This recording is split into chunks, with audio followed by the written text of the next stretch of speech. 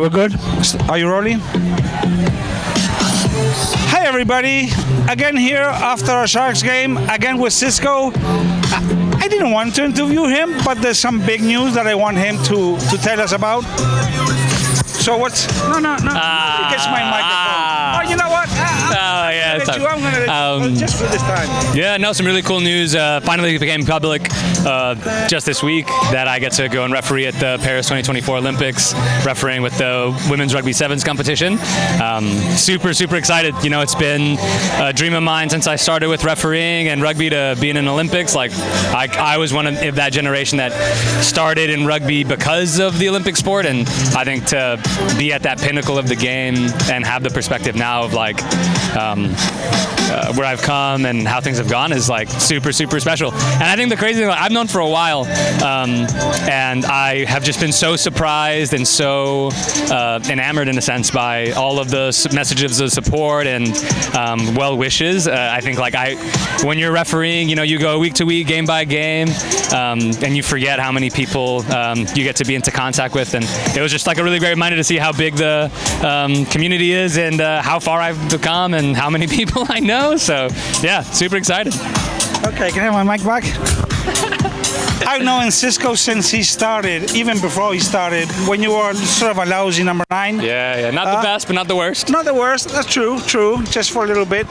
And so what does it feel like? Because for a player, for example, in sevens, there's nothing higher than the Olympics. Yeah. As a referee, does that work like the same way? No, man. Okay, it's fine. No. Just one time. I was a one-time just thing, for the actual announcement. I think definitely it's a huge, you know, it's the process that we go through in terms of, you know, there's a big group of referees that start 4 years out from an Olympics. So you know, it's a very competitive environment.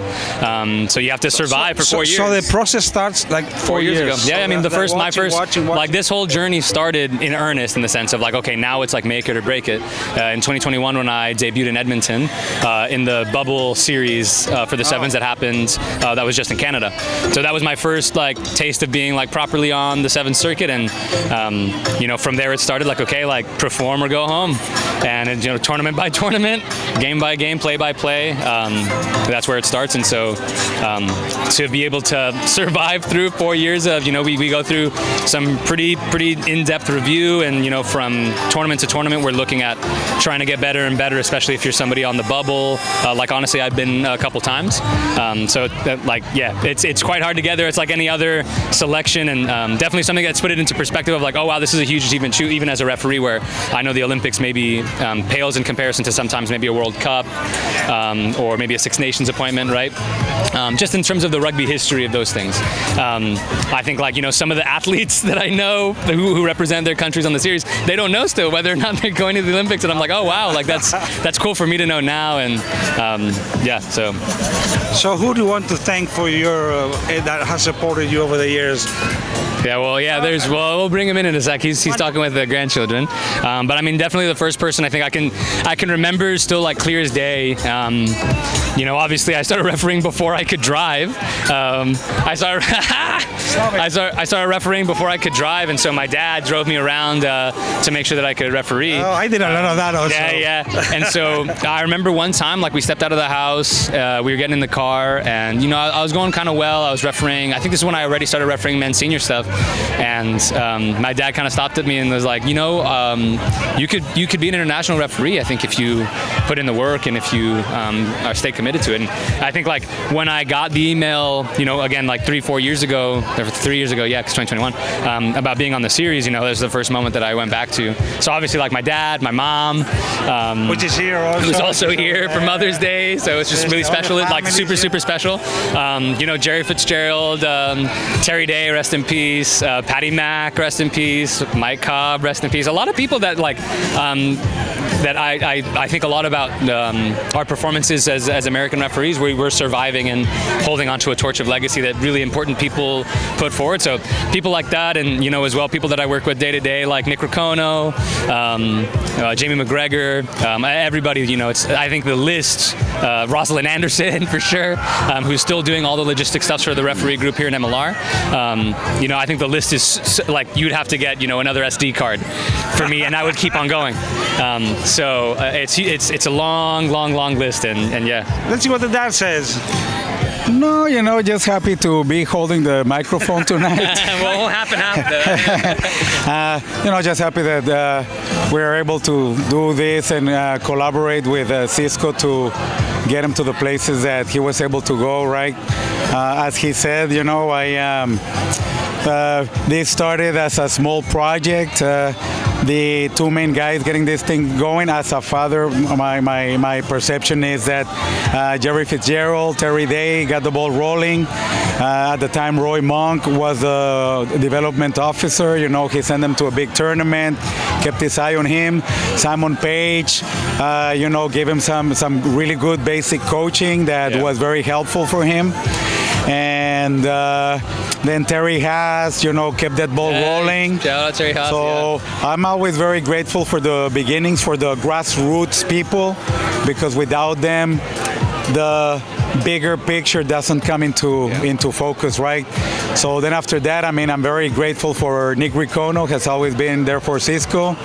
There's guys like Mike Kelly, who's looked after him. If I'm escaping any names, I'm always very grateful.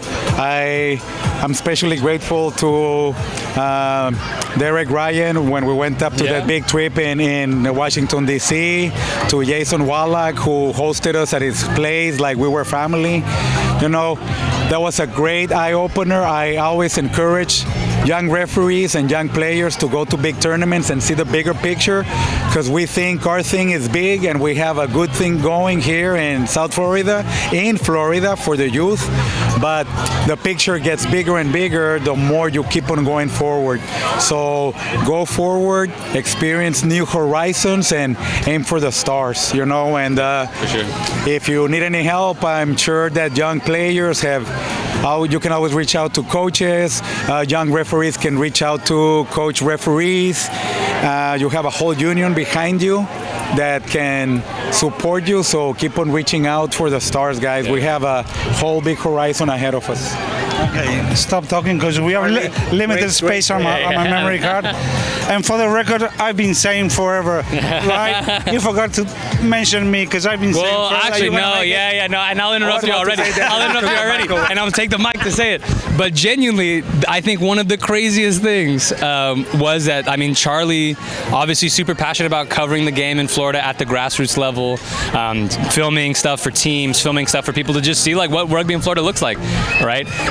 He would give me the links to his game, to the games that I refereed that he took videos of, and I was able to do video review as a 17, 18, 19-year-old referee. That was huge for my development, to go back and be like, okay, what would I do differently? And to have that asset to go to my coaches, to show people like how I'm tracking. Definitely without that, I think like that's one of those like, it's like the water that I lived in at the time, right? Of like, okay, Charlie's sending me the link again. Okay, cool. And even now that it's like I do video review all the time, I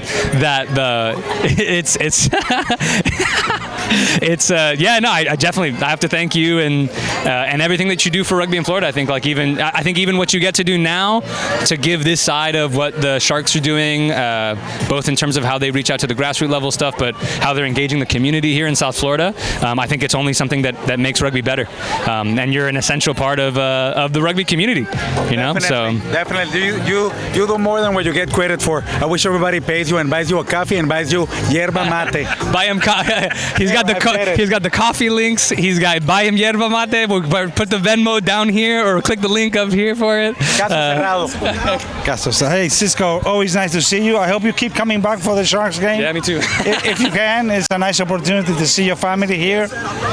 And just think about that thing I told you about taking me as your personal photographer. We'll see. It should be in the budget. It should be in the budget. I would not mind it. In Paris. A little bit some espresso, a little baguette. And then let's not forget 2031, okay? Yeah, let's not forget that. I don't know. That's a lot of crap, we're good. But yeah. For now, we're good. Thank you very much, man.